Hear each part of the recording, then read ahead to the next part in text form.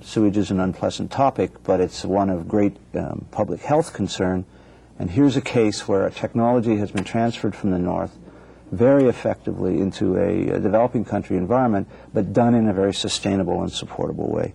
And this has led us, this and other experience has led us to begin to talk about what we've termed a 4 pillars approach to technology transfer and to water management. Basically on the premise that you need to understand that there are key capacities needed for integrated and sustainable solutions, in this case in the water sector.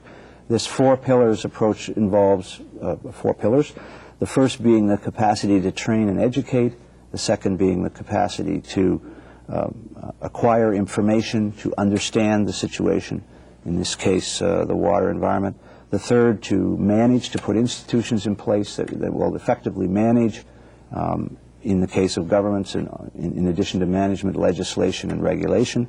And lastly, and most importantly in this context, the capacity to provide services and goods at an affordable and appropriate way to the population. Now, clearly the 4th pillar, the last one, is the technology transfer, where the technology transfer process happens.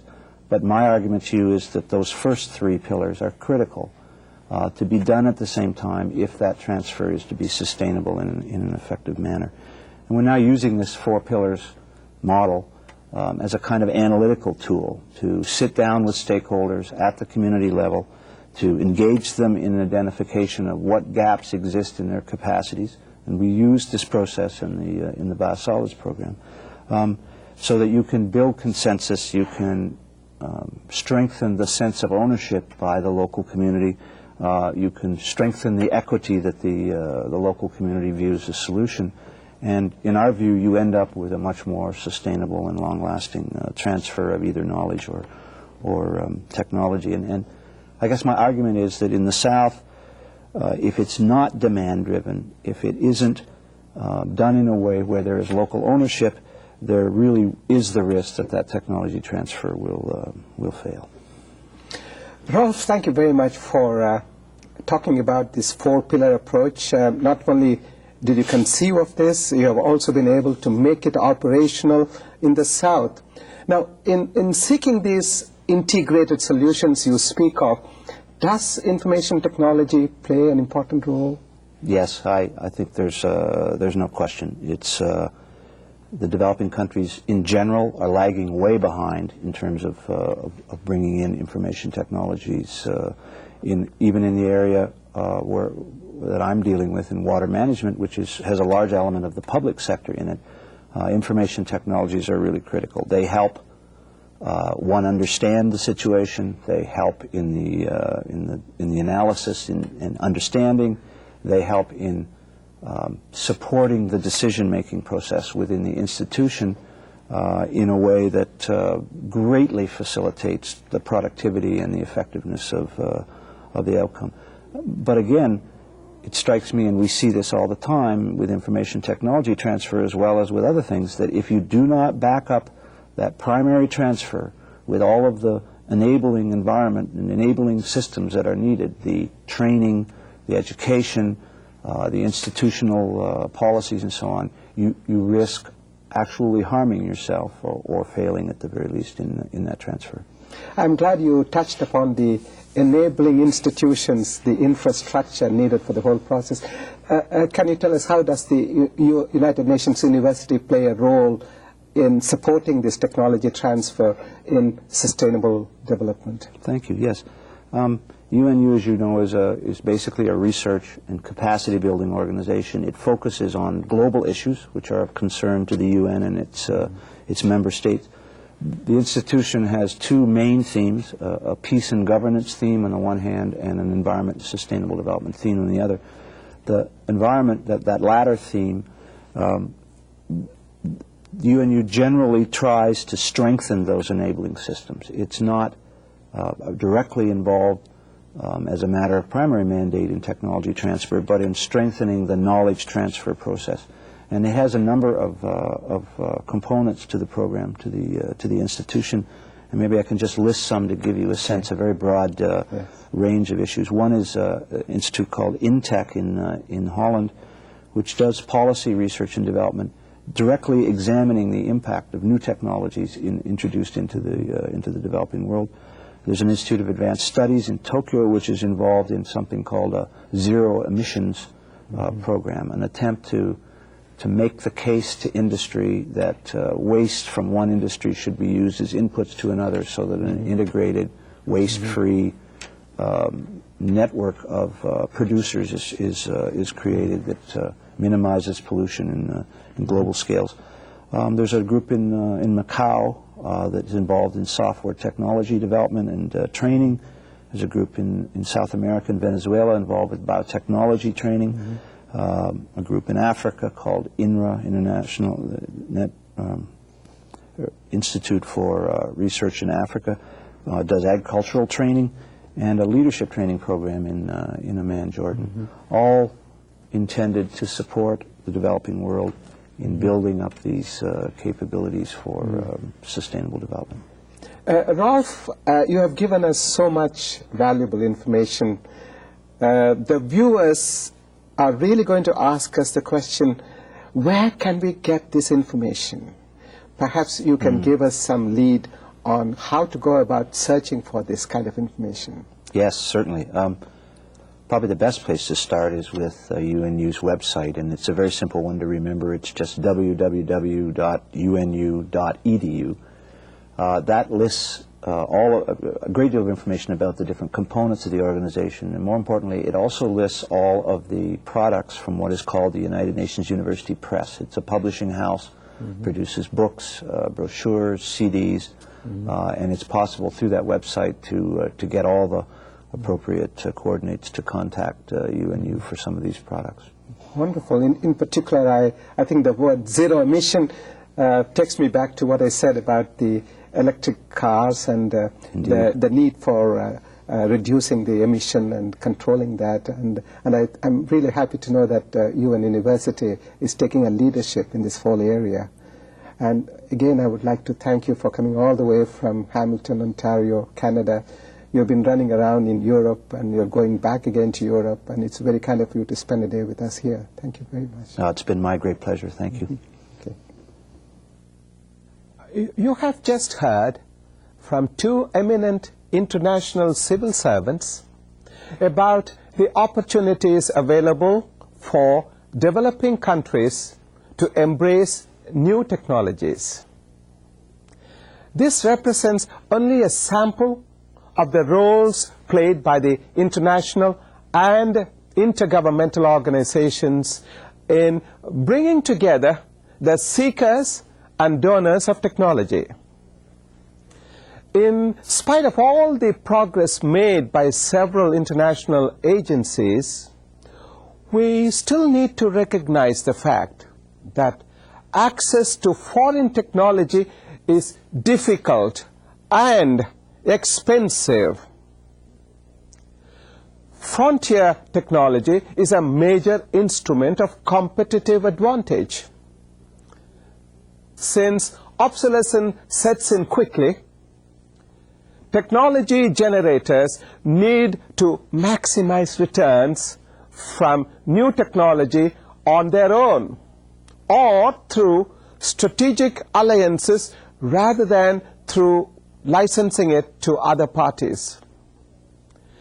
The technology that is readily available is likely to be slightly outdated.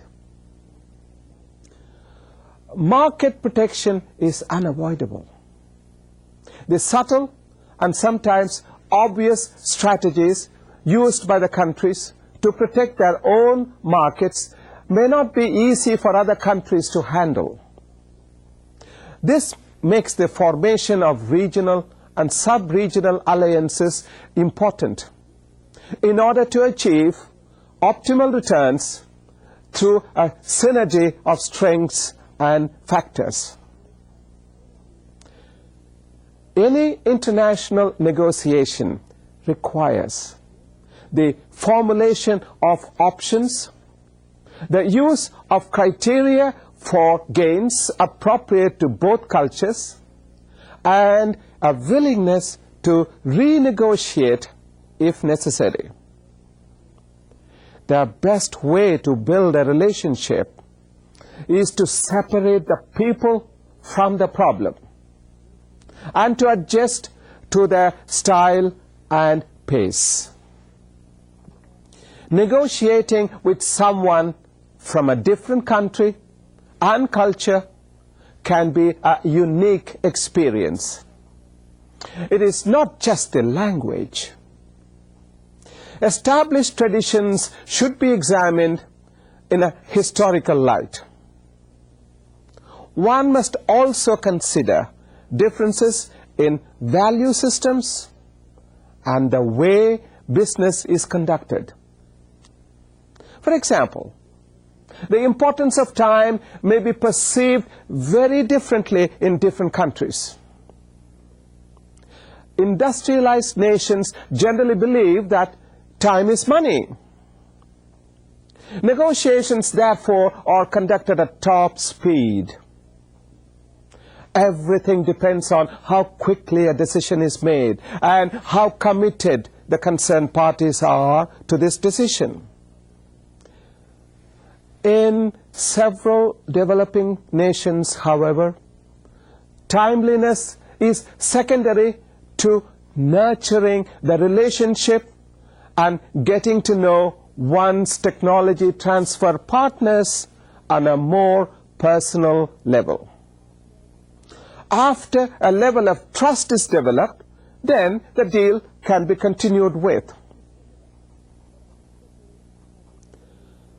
Where differences in customs, traditions, language, and value systems exist, the experience of negotiation can be exasperating and or interesting depending on your point of view. If you are able to overcome these differences and pursue the goals set forth in the transfer process, the result can be rewarding. Tolerance and mutual understanding are major factors in such negotiations.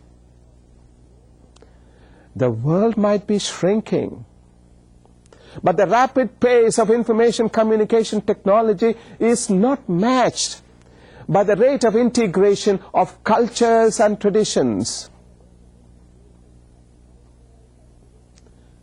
Yet technology should not be purchased from abroad with scarce foreign exchange if it's available locally. The technology should be unpacked and only the essentials imported in order to serve the best interests of the country. Self-reliance should be the major goal of emerging nations. This may sound contrary to the notion of global interconnectivity, but it is not. Macro issues such as the balance of payment or the priority concerns of any government. It is therefore important for the transferor to be fully aware of the local guidelines set by the host government with regard to the rules and regulations concerning foreign exchange, assets, repatriation of profits, etc. Science and technology are becoming increasingly important. The coming of the information age to a world without boundaries has accelerated the flow of technology.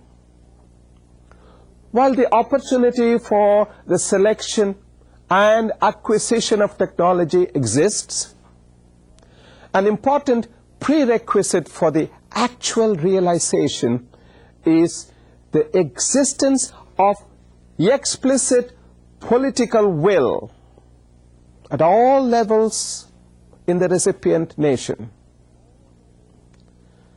Technological dependence on the advanced countries will continue to plague the nation if no provision is made to support the technology transfer with an appropriate technology infrastructure.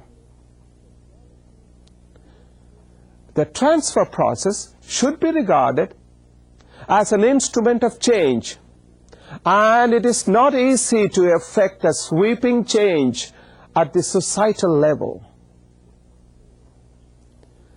Differences in the level of performance between the technology transmitting and receiving countries must be understood, and steps taken to remedy differences or technological dependence will continue. Deliberate measures must be taken to unpack a given technology to substitute imports with indigenous products. A minimum infrastructure is therefore a prerequisite for local modifications. This should be coupled with a formalized training and a hands-on approach. Let me conclude by saying that the primary responsibility for developing technological capabilities rests with the developing countries themselves. They alone can determine the proper technologies to incorporate in order for rapid socio-economic development to take place.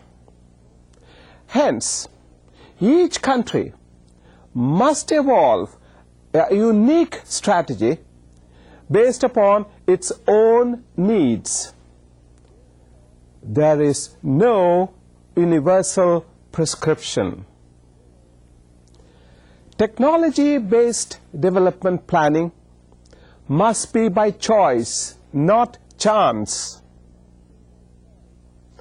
It takes conviction, determination, resolution, and above all, a strong political will to achieve. Thank you. Thank you, Dr. Krishnamoorthy. We will now continue with the second question and answer session. Our first question is from Mexico. It is from El Colegio de Bachilleres, Estado de Sinaloa, Guamuchil, Sinaloa, Mexico. Muy buenos días. Morning. Nuestro mercado es la educación. Our market is education. Therefore, our main client is the student, and we're compromised with a whole human being. And we know that this is based on the geography, social needs, technology, and we need to prepare the students for a better future. Our question is, what was the pedagogical model and structure for those countries which are the 15% of the world with the most advanced technologies and innovations? Dr. Krishnamoorthy. Yes. I happen to be right now in one of those countries, that is America, and I'm also a teacher. So the kind of pedagogy that we adopt here in this country is not just a classroom atmosphere. We do a lot of casework, and also we take our students to industries where they get a chance to find out how problems are solved right at the shop floor level. Our next question is from Santo Domingo, Celopex, in the Dominican Republic.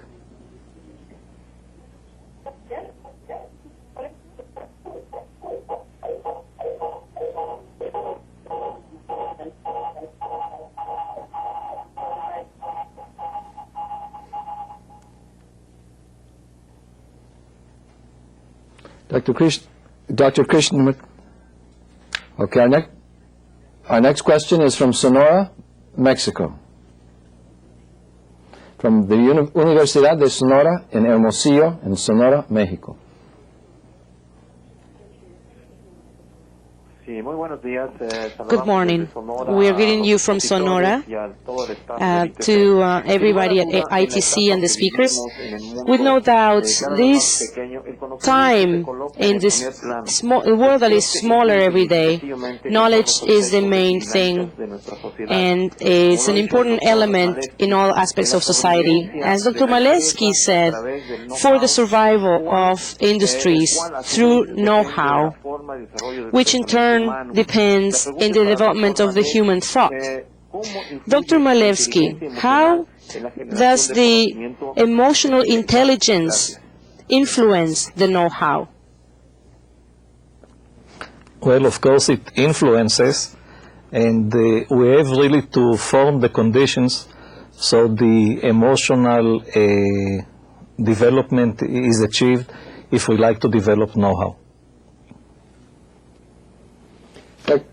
Dr. Krishnamoorthy, our next question is from the Comisión Federal de Electricidad, División Sureste, Oaxaca, Mexico.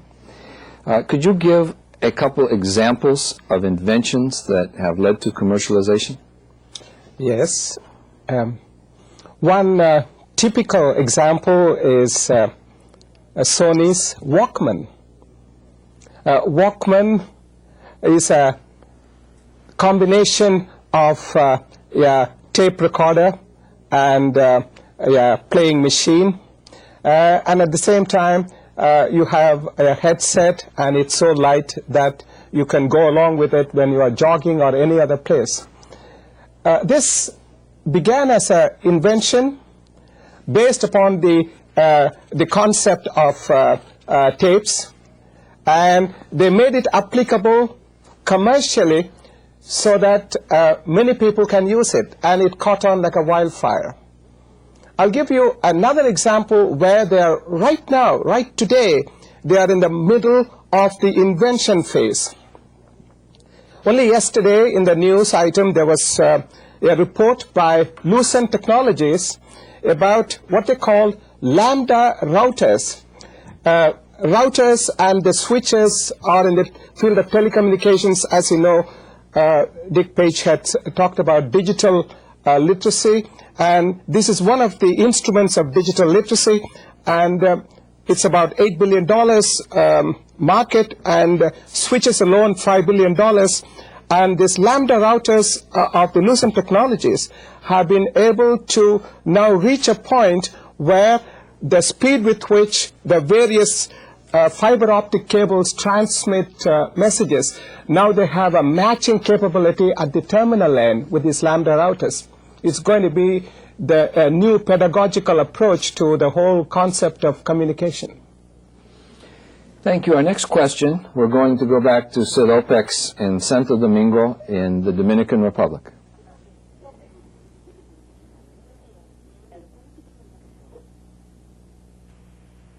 Bueno, le hablamos desde el Banco de Reserva de República Dominicana en Santo Domingo. We're calling from the Reserve Bank in Santo Domingo. Our question is, a true leader today communicates information, knowledge, and trains its work teams. However, in our country, there is a culture which withdraws information. Then we could say that perhaps when you train your teams of workers, then maybe there's a way to substitute that knowledge. Can you give us any suggestions to break this modus operandi? Thank you. Dr. Krishnamoorthy. I didn't quite understand the question. I presume, if I may say so, what you're trying to say is what pedagogy would be appropriate for training people at the worker level in the shop floor. If that is a question, my answer to that is you give them a chance to express their know-how and try to develop further from that point, because it's a worker who knows where the shoe pinches. The person who wears the shoe knows where it pinches. So the worker knows his environment, and give him a chance to express himself and then develop this from that point onwards. And that kind of a training will be useful for the company as a whole, and also will be interesting for the worker as well. Thank you for your excellent questions, but we've run out of time. We hope that you have enjoyed participating in, again, in this exciting multilingual and multinational program. We invite you to participate in our 8th video conference of this year's series, which will air on September 14th, 2000, entitled Business Continuity and Change, Intelligent Risk Management. For additional information on the Year 2000 video conference series, please consult your participant's manual, where you will find the dates and specific topics for each program. You may also visit our websites, Intektra, INTEKTRA.com, and onlinecompetence.com. On behalf of all of us who collaborate with the International Training Center, I thank you for your enthusiastic participation and interest in today's program. Thank you, and see you again soon.